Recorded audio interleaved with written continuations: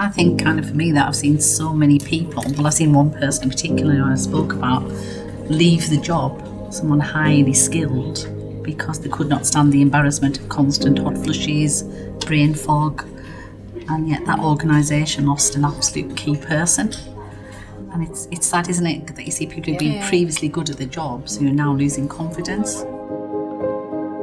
Well, 60% of our colleagues are women, and 42% of those are over 40. So there's a huge number, significant number, isn't there, that are in that bracket. Although it isn't just that default bracket, I suppose, that that this menopause policy is all about. And the more people talk about it, the more people might say, oh, actually that symptom might be menopause, whereas in the past it's maybe been, like you say, I have no idea why this is happening, or because it's not even just your age. Know that they're in the menopause that are probably experiencing symptoms, and they're not even aware that they're in the perimenopause or the menopause. Yeah, they're perhaps worried about those symptoms and think, what is it? And you describe like intense headaches. Yes. I think I've got a brain tumour, or there's I'd never ever had really headaches serious before, and then suddenly started getting them, and it was really worrying.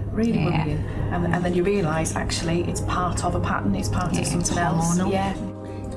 Whether it's your parent, your mum, your partner, whatever, your sibling, it doesn't matter, a friend, but that awareness means that we will have kinder colleagues who are more aware of the menopause, more supportive of it, and just genuinely kinder.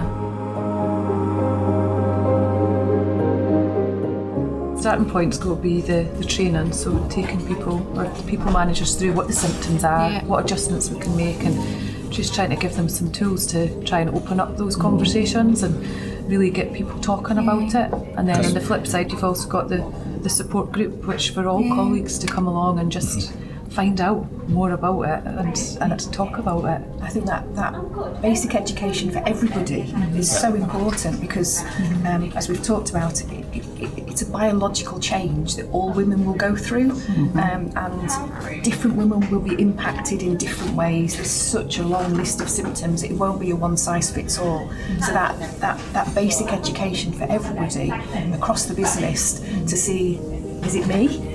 Is it going to be me? I see that now in somebody that I work with, or I see that in somebody at home, and I now feel that I've got some tools or a way to go to try to help to support that person, which is something that we've just not been able to do before.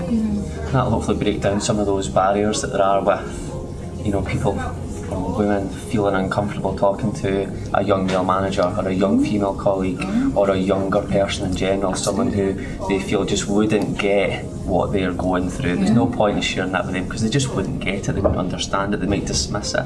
But actually, hopefully, if we can share that understanding regardless of age, regardless of gender, that will encourage people to be more open with everyone and a greater understanding, and then from that, a greater ability for the business to support individuals as well.